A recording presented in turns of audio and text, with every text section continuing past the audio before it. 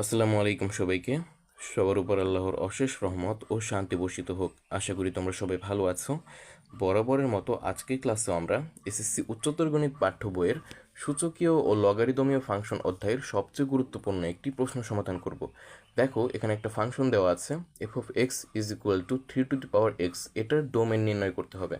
আচ্ছা, তোমরা তো অবশ্যই জানো যে ডোমেন কি, রেঞ্জ কি, ফাংশন কি। ঠিক আছে, মূলত এটা একটা সিকিউ সলভিং বা কোয়েশ্চেন সলভিং ক্লাস। ঠিক আছে, এখানে এতটা তোমাদের একাডেমিক বেসিকের দিকে যাচ্ছে না। শুধু এতটুকু মনে রাখো, এই ফাংশনে এই যে 3 টু দি পাওয়ার এক্স দেখতে পাচ্ছ, এই থ্রির ওপরে যে সূচক আছে এক্স, এখানে তুমি এক্সের যতগুলো মান বসাতে পারবে সেই সকল মানকে বলা হয় ডোমেন। ঠিক আছে, আর এই যে 3 টু দি পাওয়ার এক্সের মধ্যে এক্সের যত মান বসানোর ফলে তুমি ক্যালকুলেশন করার ফলে বাম পক্ষে যে মানটা পাবে, ঠিক আছে, অর্থাৎ 3 টু দি পাওয়ার এক্সের ক্ষেত্রে তুমি এক্সের যতগুলো মান বসাবে, এই মান বসানোর ফলে তুমি ক্যালকুলেশন করার পরে যতগুলো মান পাচ্ছ সেগুলো হচ্ছে রেঞ্জ।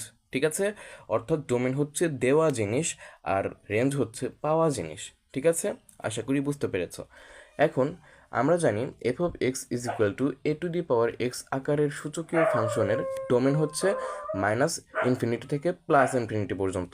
ঠিক আছে, অর্থাৎ F of x is equal to 3 to the power x সূচকীয় ফাংশনের ডোমেন হবে -ইনফিনিটি থেকে +ইনফিনিটি পর্যন্ত। ঠিক আছে, এটাই হবে আমাদের অ্যান্সার। এখন কথা হচ্ছে যে এটা কেন হলো, ডোমেনটা -ইনফিনিটি থেকে +ইনফিনিটি পর্যন্ত কেন হলো? ঠিক আছে, আর এটার মানেটা কি?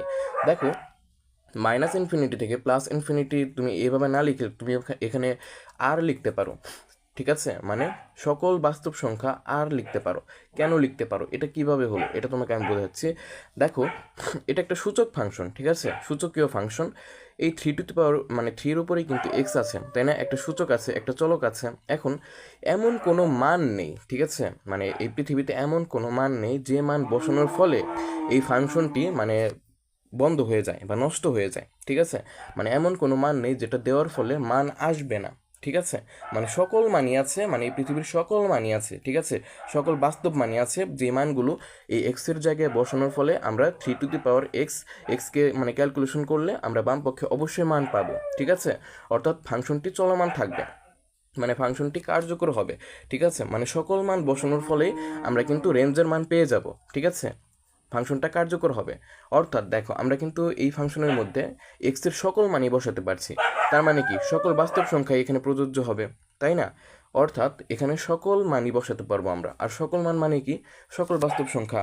আর সকল বাস্তব সংখ্যাকে কতভাবে প্রকাশ করা যায়? দেখো, আর দ্বারা প্রকাশ করতে পারো, -ইনফিনিটি থেকে +ইনফিনিটি, এভাবে ব্র্যাকেট দিয়ে প্রকাশ করতে পারবে। ঠিক আছে, মূলত এটাই হচ্ছে আমাদের এই অঙ্কের মৌলিক জ্ঞান বা বেসিক। ঠিক আছে, আশা করি বুঝতে পেরেছো। আজকের মতো এখানেই বিদায় নিচ্ছি, দেখা হচ্ছে অন্য কোনো ভিডিওতে। ততক্ষণ ভালো থেকো, সুস্থ থেকো। আসসালামু আলাইকুম সবাইকে।